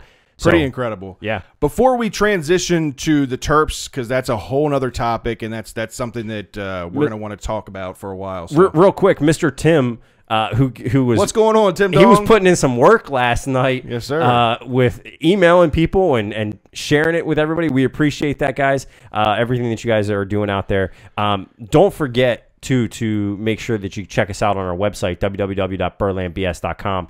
You can check out all of our episodes there. You can check out anything about each of us, and then our gear page as well, which James commented earlier. I got my hat on. Right. All right. Well, before we transition to college, let's talk a little bit about some NFL trade deadline moves that were made today. Today was the trade deadline at 4 p.m., so there was a flurry of moves, one of which that involved the Ravens. The Ravens ended up sending a 2020 7th-round pick to the Packers for running back, wide receiver, hybrid Ty Montgomery. Here's my instant reaction to that move. It gives us some versatility at running back. It gives us a running back that can pass block well, that has good hands. You can even line him up in the slot. As I said, he's kind of a wide receiver, kind of hybrid type thing. There's a lot of things that you can do with him. I think he will absolutely take Gus Edwards' spot on the roster. Gus Edwards will now go back probably to the practice squad. I think that he will fight for time with Buck Allen. I think there should be look for a lot of the third down packages that you see with Lamar. Look for Lamar and Ty Montgomery both on the field at the same time, because that's going to give Lamar another weapon to use. Gives Marty some more deception and another guy that somebody has to account for versus just honing in on Lamar. And to only give up a 7th-round pick for this, I mean, how many 7th-round picks, we talked about this before, how many 7th-round picks really pan out to be anything in the NFL? Yeah, no, not very many out there. Very, very few and far in between. And yes, I know some of you are going to probably chime in and give us some names that have worked out. Yes, there are, but it's very, very few and far in between. So for a 7th-round pick, you basically give up nothing, and you get a pretty decent running back in Ty Montgomery. Is he going to be a night and day difference for this offense? That's to be determined. I don't think he's definitely not a number one style type of running back, but I think he's a good change of pace to complement Alex Collins in the offense. Absolutely. I mean, when you look at his numbers for this year, they're not, he's not letting anything up. He's got 4 yards per attempt on average, and he's averaging about 15 yards a game, but that's because they're not having the necessary use for him. As far as overall, his TDs, he's only ever scored in his career 7 rushing TDs, but he also has 3 receiving TDs to go down with that, so he can kind of get out there. He can make some catches every once in a while. He usually has more receptions per season than he does actual carries. The only hiccup to that was 2016 when he actually outrushed with 77 rushes versus 56 targets and 44 receptions. And James brings up a good point. Another thing I forgot to mention is Ty Montgomery has been on special teams. He has played well for the Packers in the past. Now, the big part of the reason that the Packers were looking to trade him was because Ty Montgomery lost that game against the Rams for the Packers. Apparently, from reports that have kind of come out, the Packers asked Ty Montgomery if the ball is kicked into the end zone to kneel it and take the ball at the 25. Ty Montgomery, the ball was kicked basically to the edge of the goal line, a little bit deeper than the goal line itself. And Montgomery was coming forward to catch the ball and decided to take off with it. And when he took off, he ended up fumbling the ball, and that was a wrap. Rams just sat on the ball, ran the clock out, Game over. Rams win. Which Rams fans were yelling at Gurley for not taking that in the end zone. It's exactly what you do. You finish it out so you can just kneel the ball and not take the risk. Rubbing it in or anything. Screw the whole point spread and all that stuff and the Vegas stuff, whatever. And none of that means anything. They got to win. But so that he kind of fell out of favor there in Green Bay. So maybe a fresh start here in Baltimore will serve him well. We'll see. We'll see how he fits into the offense, but I'm not going to get super excited about it, but I do think that he can add something to this team for sure. Yeah, no, I don't think he gets a ton, like you said, I don't think he gets a ton of carries, but I do think he's a good guy that you can get out over the flat. He's going to wind up catching more balls in the flat than you would be throwing to Collins. So be on the lookout that if he's in the game, they're probably looking to maybe get him the ball out in the flat to be able to get a few yards and maybe even fight for that first down. Another big one that we saw today, we both were surprised on this. Demaryius Thomas to the Texans for a 4th rounder. I was only surprised with this because before the Will Fuller injury, I had kind of, the Patriots were talking about picking up another wide receiver even on top of Josh Gordon, and they were willing to give up draft picks, and I thought the Demaryius Thomas to New England might be a good fit there. But then as soon as Will Fuller goes down in Houston, they have a huge need there at the number 2, and he can kind of come in and complement Hopkins at the number 2 because they can't focus just on Demaryius. They're obviously... And you can't focus just on Hopkins. Hopkins is one of the best wide receivers, if not the best wide receiver in the NFL. He's got the best hands I've ever seen. So he complements him well. That catch that was called back, by the way. Oh, my God. One of the best catches I've ever seen. Unreal. But, Houston's finally starting to get their stride. I had picked them earlier on in the year to win that division or be right there with the Jaguars at the end. Jaguars have been very disappointing as a team, but Houston finally starting to hit their stride, finally starting to play well. We're starting to see Watson kind of get back to the way he was playing last year before his injury. Adding Demaryius Thomas is a huge gain for them. The Rams continue to get rich on the defensive side of the football as they trade a 3rd-round pick for the Jags pass rusher Dante Fowler, former 1st-round pick. They've got a serious pass rush on that team. They've also got a serious amount of personalities on that team. We talked about this prior to the year starting. You got Sue, you've got Peters, you've got Talib, and now you add a guy like Fowler. All very big personalities. So far, McVay's done a good job of keeping that together and keeping that under wraps, and everybody's playing for the team. So if he can continue to do that with Fowler, man, they just continue to get nasty on the defensive side. Yeah, no, absolutely. I mean, they've been putting it together and putting it together quick and well. So I mean, it's gonna be tough to see what they wind up doing. They're just so stacked. Yeah, I mean. They are the best all-around football team in the NFL. They are the best all-around defensively, offensively, special team. They're the best coach team. They are definitely the best team in the NFL, and their record speaks for it at 8-0. Yeah, no, absolutely. They could go 16-0. Yep. They really could. Golden Tate, he jumps ship out in Detroit. He heads to the Eagles for a 3rd-round pick. Eagles kind of surprised me here. I didn't think they'd be in the market for a wide receiver. I thought more so that they'd be in the market for a running back. Yep. I thought that you might see a LaShawn McCoy or you might see a trade for Le'Veon Bell. But Eagles add another wide receiver and a very good wide receiver. You throw him out there with Aguilar. You throw him out there with, oh, man, what's his name? Guy came from the Bears. Can't think of his name. Jeffries. Yeah. You throw them out there, and he works into the slot. He's a good wide receiver at 30 years old, still a very productive receiver. So a good move for the Eagles. The Packers send yet another player. This one was, I think, the biggest head-scratcher for me. Clinton-Dix, if you look at Pro Football Focus's stats, he's one of the top 3 safeties statistically this year in the NFL. Right. And you trade him to the Redskins for a 4th-round pick. This has locker room or some kind of issue going on, behind-the-scenes issue written all over it. You don't trade a player of his caliber for a 4th-round pick. When you're still in the hunt for the playoffs yourself, this one didn't make a whole lot of sense. But, you know, for the Redskins, you pair him with Merriweather out there, and they've got 2 formidable, really good safeties help solidify their defense. Yeah, they're going to be solidified up. It's going to be quite interesting to see what winds up happening with the Skins moving on through the rest of the season. Another one that we didn't mention, it wasn't necessarily a trade, but an interesting note. Terrell Pryor, released by the Jets on October 20th, is apparently on his way to Buffalo. Who cares? With intentions to sign. Who cares? At that point, I think he's just going there for a paycheck. Who goes to Buffalo?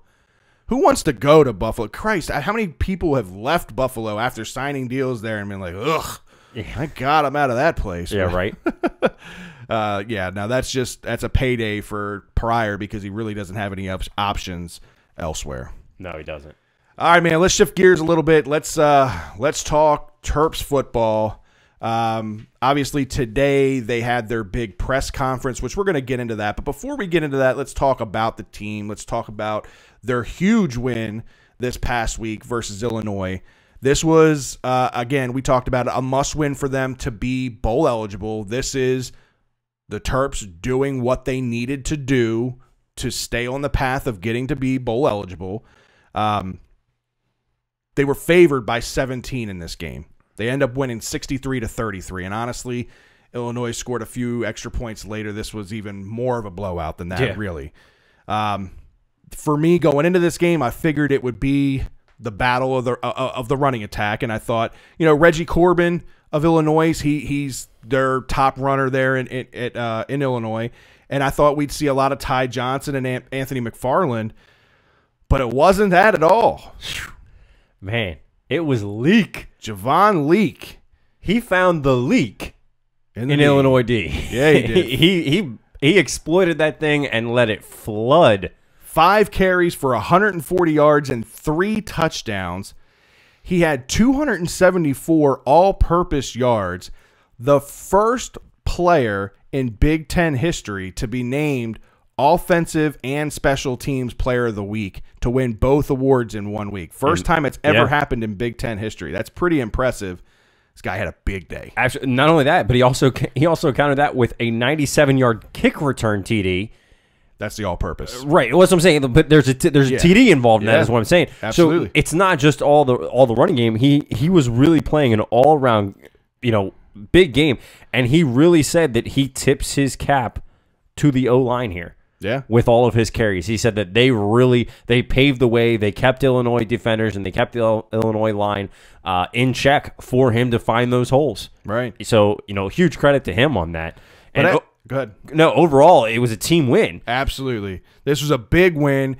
It's a big team win. And one of the things that we've been crucial on and one of the things we've been kind of hard on is Kasim Hill hasn't really shown the progression now in year 2. Obviously, his first year was cut short with an injury early on in the year. I had higher expectations for Hill in the offense. He finally got it going against Illinois. He went 11-19 for 265 yards and had 3 touchdown passes. So a big game there. But as we mentioned, a team win. Not just Leak. It wasn't just Leak about the rushing attack. They had 48 carries for 431 yards and 5 touchdowns spread out amongst 10 players. Yeah. That's what I mean. This team is absolutely stacked. Stacked at the running back position. They are rich at running back. Yeah, absolutely. So if they can get any formidable passing game going like they did in this game, I mean, you see, putting up 63 points. Like, the sky is the limit for this offense if they can get the offensive passing game going. Somebody goes down, it's next 3 men up. That's Absolutely. what it is at this point. You also have not only on the running game, but in receptions, you had 7 different players for 13 receptions, 281 yards, 3 TDs. Yeah. So there's your receiving core stepping up. So you have your rushing stepping up, your running backs stepping up for the rushing yards. You have your receiver stepping up. You have Kasim Hill stepping up. Defense was maybe the only lackluster, but they gave up. They had 1 interception. They had 0 sacks. And the kind of note here that is going to go really unnoticed in my opinion, that really puts it on the defense. Yeah. The special teams only had to worry about 3 punts and 9 extra points. Yeah. From Illinois. Yep. So while that's a tip of the cap to special teams for being able to for getting out there, that's more of a tip of the cap to the defense. While they didn't have any sacks, they didn't have any big plays, so to speak. They had big stops. Yeah. And in the NCAA in football, it is an offensive game. Absolutely. So when you can stop a team and your defense can stop them the way that the Terps stopped Illinois, it just shows that this team overall is doing very well under Matt Canada's power for now. Yeah. So this week, Terps at 5-3 take on 5-3 Michigan State. 12 o'clock game Saturday on ESPN2. Maryland comes into this as the underdog. They have about a 62% chance of losing this game if you're a stats kind of guy. But if you are a stats kind of guy and you really look at the numbers in this game, if you're just looking and comparing it numbers, this is one of those games where the where the Terps may be able to sneak a win. Obviously, they still have the game against Indiana. That could possibly be their 6th win and get them bowl eligibility. But if you want to possibly put 7 on the board, you're not going to do it against Ohio State. You're not going to do it against Penn State. Look, any team can beat any other team on any field on any day. Not gonna do it but against let's be real. Yeah. Let's be real. This is Ohio State and the way they've been playing. It's just not. It's not going to happen. I think you mentioned that they're the underdogs here. To me, these stats really say differently. When you look at the stat line for these two teams, yards allowed, Spartans are letting up 353 yards a game. Maryland 337. Passing yards, Kasim Hill hopefully can run over all these guys all day long because they're giving up 275 yards to Maryland's 186 when it comes to passing. Now, where it hurts is their rushing game. They're stopping the rushing game really well, which is what we're excelling at. We have a lot of guys in Maryland that are exceeding at this. This is what we saw this week. That's the problem there, is that Maryland has struggled against the defenses that are good against the run. And again, we talk about how one-dimensional this offense can be. We need to see Kasim Hill have the same kind of game that he had against Illinois. If not better. If not better. If not better. Absolutely. So we'll see. I mean, again, predictions are that Michigan State wins this game. Statistics show Michigan State should win this game. But if the Terps have a shot at winning one of the remaining games outside of Indiana, this is their opportunity to win. Absolutely, it is 100%. It is their biggest chance to win and get that eligibility. One guy that's going to be on the sidelines this week with the Terps, and we're going to talk about this a little bit, DJ Durkin. University of Maryland Board of Regents held a press conference today to discuss their ruling in the toxic culture and the death of Jordan McNair investigation at the University of Maryland football program. School President Wallace Lowe announced that head football coach DJ Durkin will be and has been reinstated, along with athletic director Damon Evans, who Dr. Lowe said has been working with him through this entire process, gave a lot of praise to Damon, and backed DJ Durkin. He did, but there's a hidden piece here, because after this, Lowe then announced his intended retirement at the end of this year. June 2019, he plans to retire. He's going to see it out, but to me, something doesn't smell right here. Whether Lowe was pushed out or he's making a call because he doesn't like this move.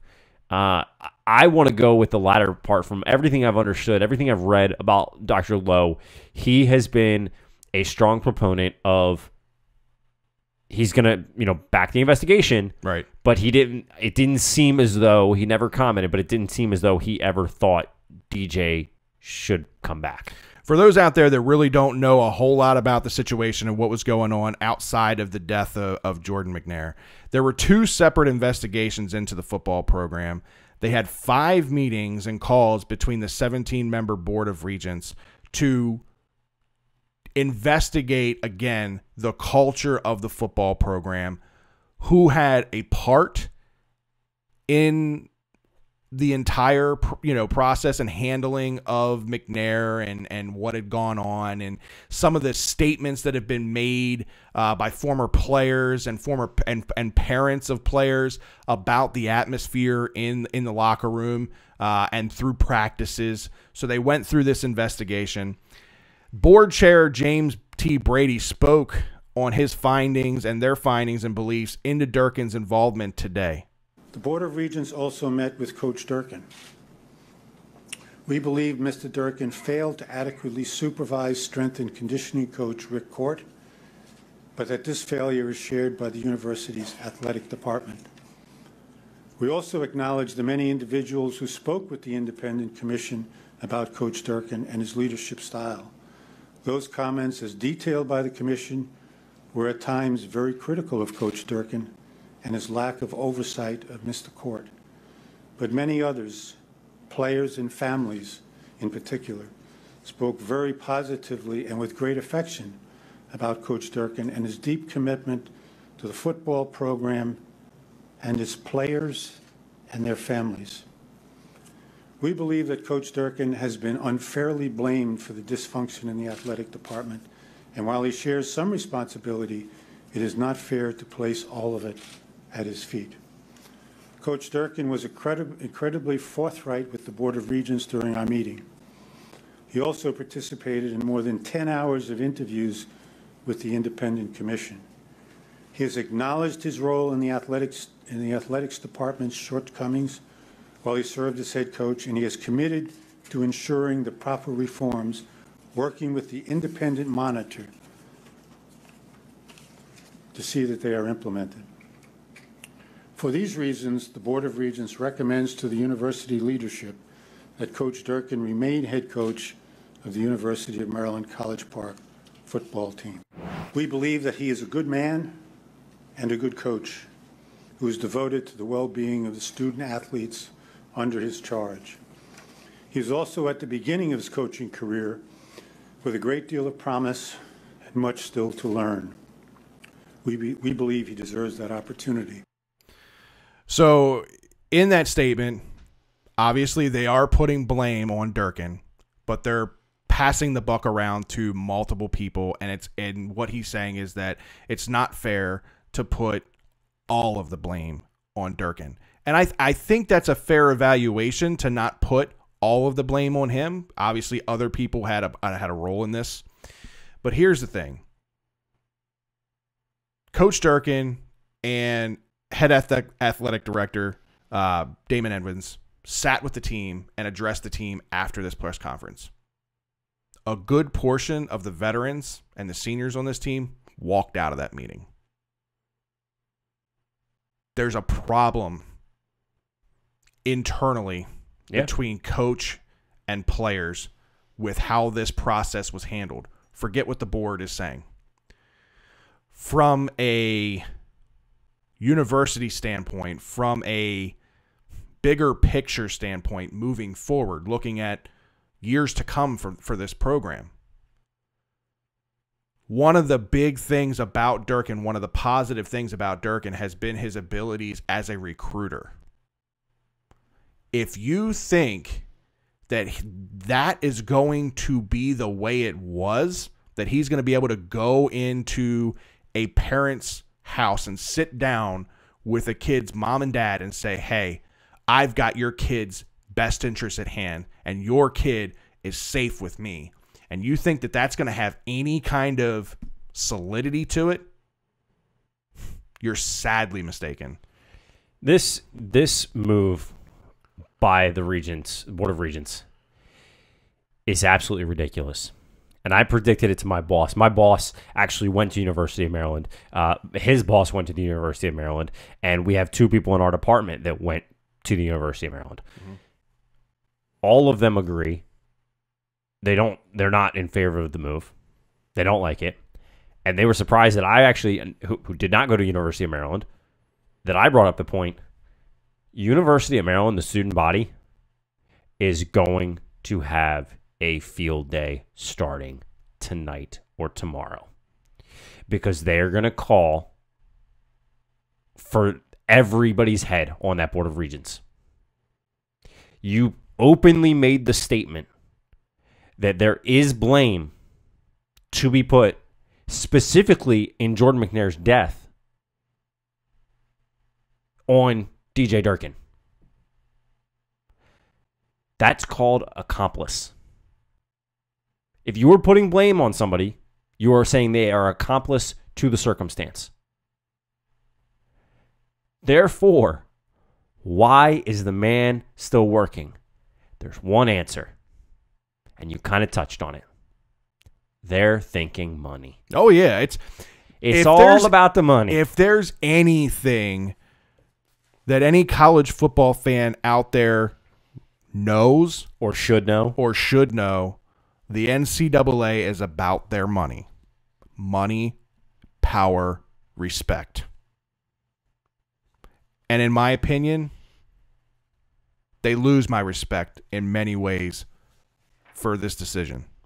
Absolutely. I 100% agree. I mean, we just heard it. They openly said there were players that were saying that it was an issue. There were players and families that were critical. While, okay, great, there are many that are saying, that, okay, he's a great guy, he's a great coach, da-da-da-da. Who are those kids? Right. Are those the kids that Durkin looks at him and says, and I'm just using a name for an example.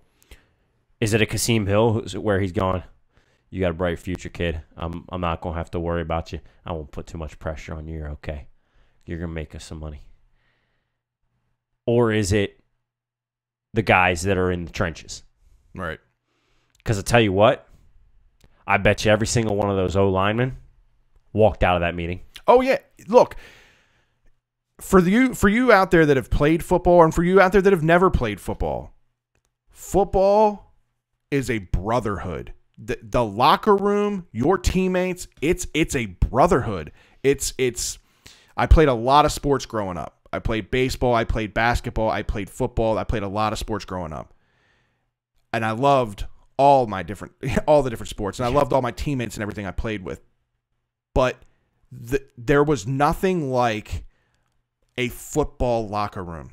No. And because it's the ultimate team sport. What you do affects the guy next to you, and what that guy does affects the guy next to him. You play together as one. And I can guarantee you, I don't know personally, but I can guarantee you, Jordan McNair had a lot of friends, like you said, on that offensive line and in that locker room. And now you're bringing back the coach that ultimately had the final say and oversees everything on that football field. I don't care if there's a head trainer and all that stuff. He's there. The head football coach oversees all of that, and you're bringing him back into that locker room, and he's supposed to get those players to play for him and get their respect back? That's unrealistic, and it's unbelievable, in my opinion, that we're here. Let me put it this way for comparison, for those of you that that may not have the understanding or may not know fully what's going on. If you think about what happens with a company like Enron back in the day, where they went down, there was a lot of shady stuff going on. Things weren't being handled properly. The higher you got, the more pressure was put on you and the more you were responsible. So while Court does have a great deal of responsibility, he is a direct responsible for what happened. And if you debate that, go read into the situation, because you're mistaken. Absolutely. That was his assignment. That was his job. Right. But guess what? DJ Durkin oversees him. Exactly. And so therefore, DJ Durkin, I don't want to say by rule, but basically by rule, he is at fault as well. Yeah. He is as just as much culpable to this situation. And that's why in that situation like Enron, it was the top brass people that were let go first, or that were gone after first and were penalized first. Why isn't that happening here? Because the NCAA is a powerhouse. Right. The law isn't involved in this as much as I believe they actually should be. Right. But the problem is they weren't. NCAA is law. Yeah, pretty much. But all right, man, let's move on. It's been a long one, man. Let's get into some fantasy football talk. In the Birdland BS League, I went up against Troy and was what was projected to be a pretty close game, and it was. I lost 99-103. I am now 3-5 on the year. I can not right the ship in this league. Started out 3-0, and I've lost 5 in a row. Awful. I go up against Joe Carluzzo, who's also 3-5 this week, so we'll see how that shakes out. Scott, you came in at 2-5. Who'd you take on this week? I took on Christy this week, who has been the top points getter in the league thus far. The projection was for her to win by about 20 points, and that she pretty much did, 131-112. I fall to 2-6. I take on Jean, who's been on a roll here in 5-3, but I fall into the likes of the man who beat Ryan. Ryan lost this week. It was projected him to win by about 10 points. He wound up losing by almost 20 to James, who we all gave a bunch of stuff to about 2 weeks ago. Now James on a roll 2 weeks in a row. He's got two wins. 2 wins, man. I'm in the trenches with James now. I'm 2-6 with him. I'm not far behind you guys, but he's got a tough matchup in PJ. Ryan does. Ryan has a tough matchup with PJ this week at 5-3. Big shout out to Brian this week, who had 174, just over 174 points in the league this week. First time that he was highest scoring team. He had some guys go off. Cam Newton with 29, Sammy Watkins with 28, Todd Gurley with 31, Drake with 22, and his Washington defense, which you don't normally see defense get over like 10, 11, 12 points, 15. Yeah. So great deal of his points right there. How about our Baltimore League? How do we do in that one? So our Baltimore League, the record doesn't speak with how good we are in this league. We are by far the leading scoring team in this league. We came in at 4-3. We went against Logan Levy, which you can follow him on Twitter at @RealLoganLevy. He's an editor for Be More Beatdown and host of the Take It to the Bank podcast. Also does some producing on 105.7 The Fan. We took him on this week, and we mollywopped him 141-99. Puts us at 5-3, which is third place in the league. My thing with this is we've got a solid team top to bottom. All we got to do is continue to be on the pace that we're on, get in the playoffs, and we'll handle our business. We got this. This week we go up against Brandon Portney. Brandon Portney is Outstanding Brandon on Twitter. He's a beat writer for Russell Street Report. Projection show, we're gonna whoop him 132-77. I don't think he's got all his players in. I think he still got to make some substitutions, but prediction show 132-77 there. Yeah, it's gonna be quite interesting to see what happens. All right, this is a long show, Fred. We still got a little bit left here to go, but we got to touch on MLB news. It's a wrap. It's a wrap in the MLB. Through Game 5, Boston wins Game 5, takes the World Series, wins the championship. To get there, Game 3 here set an MLB record, 7 hours and 20 minutes long. Fell asleep during this one. I couldn't stay awake. Yeah, 18 full innings, 561 pitches, 18 pitchers used, 34 Ks, 118 at-bats, and 46 players used. Every single one of those stats that I just read is a set record for MLB history in a World Series. Yeah. Period. Unreal. Crazy game there. Yeah. Ends on a walk-off by Muncy. I think the turning point in this, not really turning point, but like one of the things that really didn't make sense to me, some of Dave Roberts' decisions that he made, specifically pulling Rich Hill in the game after he had pitched 7 strong innings. Strong innings, man. Strong. And I mean, he had the game in hand, didn't show any signs of fatigue. You're in the World Series. You know, and your bullpen had struggled as of recently. I didn't understand pulling him at all. That would have been a big, big change of events if they could have pulled that win off there. But no, unfortunately, he made some questionable decisions, to say the least. And he got booed in L.A. Yeah. He gets booed before Game 5 because of that, and they showed a shot. There's a picture of it out there where the fans start booing him, and he's just like looking at the fans like, really? Yeah. Like, but it was bad. The other thing that he struggled with, he continued to put Kenley Jansen in, who That's had what I mean. struggled Just and struggling. faltered. It was just ridiculous. And he's being put in the 8th inning. This was what we saw with Zach Britton a few years back, Right? Where you're putting your closer in an inning early. It's a completely different mentality when you got to go out and you got to pitch another inning. Absolutely. You know, you're going to approach it a little bit differently. But for Boston, hats off to them. Yeah. Boston being Boston. Let's just put it at that. David Price in Game 5, 7 strong. That's a guy that's gotten a lot of crap in Boston with the amount of money that he's being paid and the contract that he signed. And in Boston, there's the whole like racial issues and some comments that have been made, and he hasn't really felt comfortable being in Boston.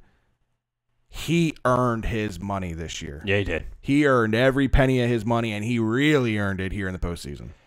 You know, another guy that earned his money, Mookie Betts. But he went hitless in the LA portion of the series until Game 5 when he hit a home run. So that pulled him into the lead.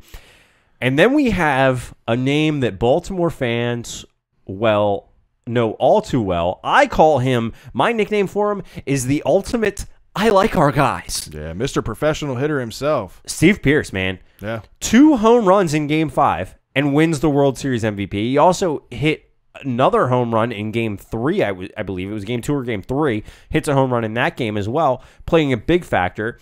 4 of his last 7 years, he's been on a playoff team. He is the ultimate journeyman.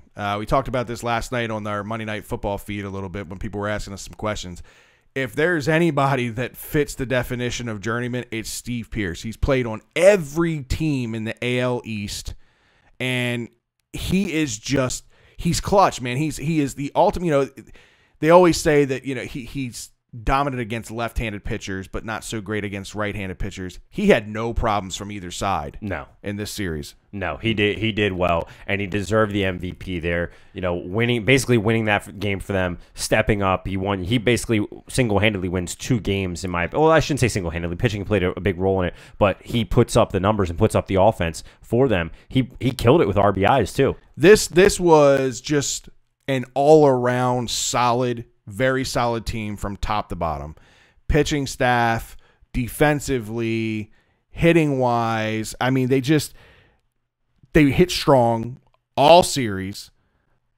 The starting pitching, I mean, with Sale and Price and oh god, what's the other Evaldi. guy? Porcello and Evaldi. Yeah, I mean, they didn't falter at all. The bullpen held strong when they came in. Again, it's just ultimately the best team won this year. Hate the Red Sox. Journeyman for the bull. Hate the Red Sox. Journeyman for the bullpen for them. I hate him. Boston fans, I know, love him. Hector has been chiming in. He's a huge huge New England fan. Sorry, Hector. I am not a Red Sox fan. I'm from Baltimore, so I can't be. But yeah, no respect. Joe Kelly. Yeah, big and huge role in that series in not letting get them too deep into the letting LA get too deep into Boston's bullpen and being the stronghold there for them when he needed to be. James said, I think one of the best teams ever to win a World Series, and I agree with you, man. I'm right there with you. Like I said, they played small ball, they played the deep ball, everything. Yep. I will tell you, I'm as real can be. I will tell you when a team is good, and I will tell you when a team is bad. I can't stand the Red Sox, but they were a damn good team. Yeah, absolutely. And they're going to be good for a while. Well, speaking of bad, so the Orioles faltered on the signings of 3 major players in the international market. We signed Machado, though. Yeah, I know, and he's a shortstop. He's right. playing shortstop. We signed Machado. But it's Gilbert, and he's from Venezuela. Completely different Machado. So, yeah, we signed 4 international signings. Shortstop Gilbert Machado from Venezuela. Also from Venezuela, outfielder Angel Gomez. Not sure I like the move of the outfielder. Right. Did you see who else they got? I know they got Kevin Infante from Cuba. Another outfielder. And they also got right-handed pitcher Kelvin LaRoche from the Dominican. Look, these guys are all teenagers. They're all young. It's going to be years before we see these guys. This was kind of a dumpster dive of international prospects. I think they only spent a total of like $150,000 of all their money, international money. So I don't know what they're doing with that. I know they have sent Stock Style or whatever his name is, the scout, the head scout. I know they sent him out recently to Korea to scout out there. So maybe there's some guys over in Korea that they have their eyes on. It's not going to be the Victor Mesas of the world and the Gastons of the world and that kind of thing. But look, this is money that it doesn't make a whole lot of sense. Why are you hoarding this? Why are you not spending this money? You lose it. It was reported that they undercut. We said it last week. They undercut both guys on the deals, and that it was ridiculous. Now you bring in these guys. You go out and you grab 2 more outfielders where we're overstocked in the farm system with outfielders. Absolutely. We have more outfielders than we know what to do with, and more, I'll say, decent outfielders than we know what to do with. Right. So a lot of these guys are going to take some time, but do they become pawn chips? Do the guys that you already have become pawn chips? It's tough to say. We don't know. I just hope they don't try and turn around and turn any of these outfielders into first basemen like they've done with everybody else, or the other way around, turning first basemen into outfielders. So it just continues to be a problem all around for this team. Brian Graham was apparently the one leading these signings. Yeah. Not a smart move. You should have gotten somebody in here. I said it before. I said they weren't going to make a move on GM until after November 1st. We got 2 days. Right. And I think it's going to happen. I think you'll see something next week. I think they'll come out with it next week, and that'll be what it is, but it's too little too late. And next week, we're going to spend some time kind of diving into some of the candidates' names that are out there in Birdland. That's the next big move and next big chip to fall. We'll see what happens. But look, like I said, as far as the international money goes, last thing I'll say, they got a ton of money, and they lose it if they don't spend it. Spend it. Get some damn prospects in here. Here's what I'm going to say. If you can get a big-name prospect, great. But go get a bunch of other guys, preferably not outfielders. Go get a bunch of young pitchers. Right. That's what this farm system has always struggled with, is pitching. So, A, you need to do an overhaul of the farm system on pitching. But, B, go out and get a bunch of these young pitchers in the international market, sign international money. Look, if you take all that money and you dumped it all into pitchers, let's say you got, I'll just throw a number out. Let's say you got 20 guys. Right. Right? And 3 or 4 of them work out. Exactly. That's a win. If 2 of them work out, right, you're fine. You're sitting, absolutely. You're sitting at 10% at that point. James got a good point there. It's a waste of the international money. Basically gave Gausman to the Braves for nothing, because that was a big portion of what came back in the Gausman deal was the international signing money that you thought, okay, well, you know what? If that money ends up going to good use and we get a Victor Mesa and his brother, then that's a good deal. But you don't get any of the 3 top prospects that you were looking at, and we're all crying here in Birdland. Yeah, we need to see some changes. I'm done. It's rough at this point. But next week we'll kind of get into a little bit about, again, the names that are out there, and we'll see what happens. All right, Fred. Episode 69. That's right. Giggity. I said 69. Is in the books. The Ravens did get clawed by the Panthers. Great show. We want to remind everybody to check us out on our website, www.birdlandbs.com. From there, you can check out all of our episodes, learn about Fred, learn about myself, learn about Ryan. You can contact us. Check out our gear page. There's a ton of new gear there. Everything from mugs to stuff for your dog to phone cases. Everything is there. It's awesome. So you can find us all on there. You can also check us out. Birdlandsports.com has our podcast streaming there as well. It's us and some other podcasters and writers. There's enough content to cover every day of the week. It's for fans, by fans. You can follow us on all of our social media accounts. On Twitter, it's at Birdland BS, at Fred BLBS, at Scott BLBS. You can check us out on Facebook, YouTube, Instagram, any one of those. Just search Birdland BS, you'll be able to find us. Make sure while you're there, you like, follow, subscribe, share to be a part of the Birdland BS Nation. On Twitter, also on Facebook, if you want to hear us talk about something, use the hashtag BLBS Nation, and your opinion may come up on the show. As always, be sure to check out the audio podcast on Spotify, iTunes, Google Podcasts, or whatever app you choose to listen to your podcasts on. Thanks again, everybody. Great show. Thanks. Huge shout out for all the listeners, getting us to over 1,700 views on Facebook last week. Huge, guys. We appreciate it. As always, thanks for tuning in. We'll be back next Tuesday night, 8:45. I'll be reporting from Florida. Fred will be here in studio. For Birdland BS, I'm Scott. I'm Fred. See you guys. See ya.